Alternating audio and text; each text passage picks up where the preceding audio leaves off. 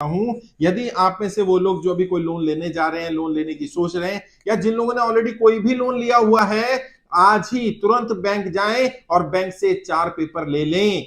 अगर लोन नहीं लिया है तो सबसे पहले 4 पेपर इकट्ठे कर लें, और अगर लोन ले लिया है तो भी कोई दिक्कत नहीं है, आज ही जाकर के चारों पेपर इकट्ठा करें।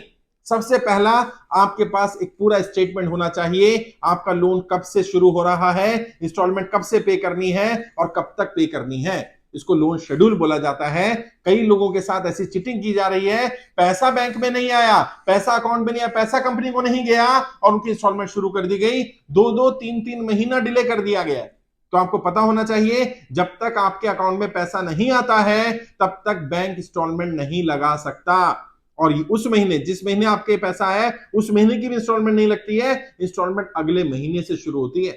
यदि मान लीजिए आपका 10 तारीख को पैसा आपके अकाउंट में आ जाता है और आपकी इंस्टॉलमेंट की डेट 7 तारीख है, तो ऐसा नहीं होगा 7 तारीख को इंस्टॉलमेंट लगा दी गई और 10 तारीख को पैसा आएगा, नहीं। अगर 10 तारीख को पैसा आया है तो अगले महीने की 7 तारीख को इंस्टॉलमेंट लगेगी। तो आप इंस्टॉलमेंट का जो आपका शेड्यूल है, लोन रिपेमेंट शेड्यूल है, वो पेपर जरूर आपके पास होना चाहिए।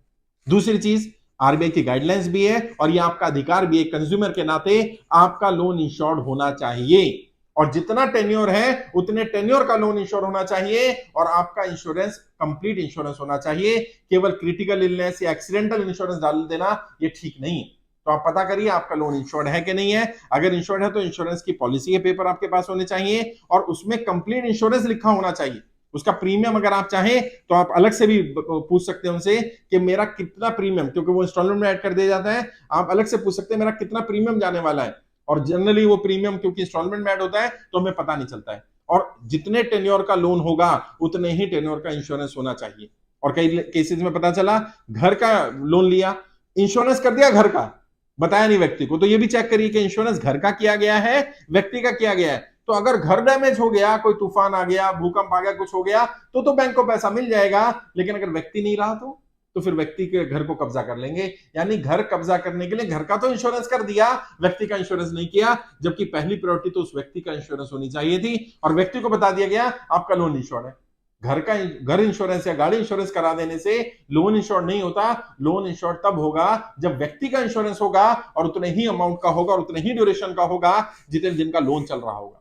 ये दूसरा पेपर है। तीसरा पेपर, यदि आपका लोन का इंटरेस्ट आपको बताया गया है तो कितना % इंटरेस्ट रहेगा, और ये फ्लोटिंग रहेगा या फिक्स रहेगा।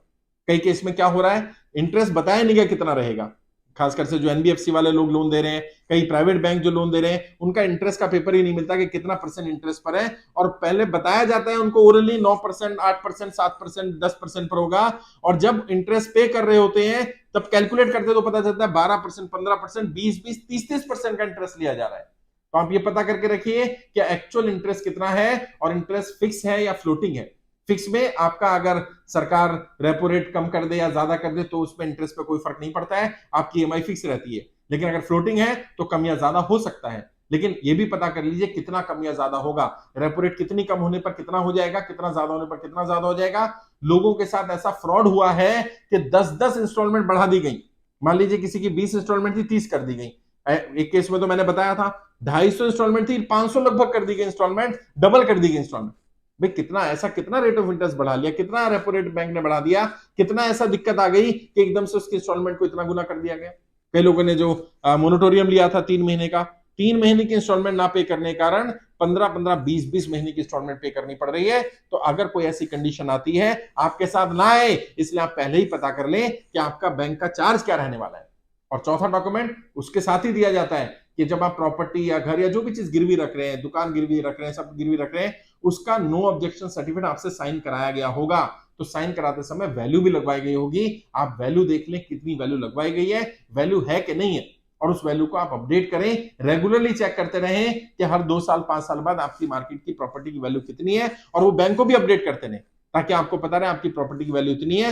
कल अगर जब आप डिफॉल्ट कर जाएंगे तो बैंक पुरानी वैल्यू के आधार पर ही हो सकता है आपकी प्रॉपर्टी की वैल्यू मान ले, और कई बार इस केस में बहुत नुकसान भी हो जाता है। अपनी तरफ से कोशिश करनी है, बैंक से सारे डॉक्यूमेंट चेक करें, बैंक ने वैल्यू लगवाई कि नहीं लगवाई, वैल्यू लगवाई तो किस वैल्यू से लगवाई, कितनी वैल्यू लगवाई, और आप अपने स्तर पर भी वैल्यू लगवा सकते हैं ताकि आपको पता रहे आपके साथ कोई चीटिंग नहीं हो रही है, कोई गलत काम नहीं हो रहा है। और भी छोटी छोटी चीजें, जैसे अगर आपको प्री क्लोजर करना पड़ जाता है तो बैंक से पहले पता कर लें प्री क्लोजर का ऑप्शन रहेगा कि नहीं रहेगा। ओटीएस स्कीम में जाना है तो वन टाइम सेटलमेंट रहेगा कि नहीं रहेगा। ये बैंक से पहले ही ये जानकारी लेकर के रखेंगे तो आपको काफी लाभ हो जाएगा। बहुत सारे लोगों के साथ जब व्यक्ति एक्सपायर कर जाता है तब पता चलता है इन सब चीजों के बारे में, और तब तक कुछ बचता नहीं है। तो जब लोन लेने जा रहे हैं तब ये बातें पता कर लें, और जब लोन अगर ले चुके हैं तब भी बैंक से आकर के डॉक्यूमेंट ले सकते हैं। अगर लोन लेने जा रहे हैं और इंश्योरेंस गलत कर दिया गया है तो उसमें भी आपके पास 15 दिन का समय होता है, आप पॉलिसी चेंज करवा सकते हैं। आप जो गाइडलाइंस है उनके गाइडलाइंस के हिसाब से पॉलिसी में अपने हिसाब से फेरबदल करवा सकते हैं।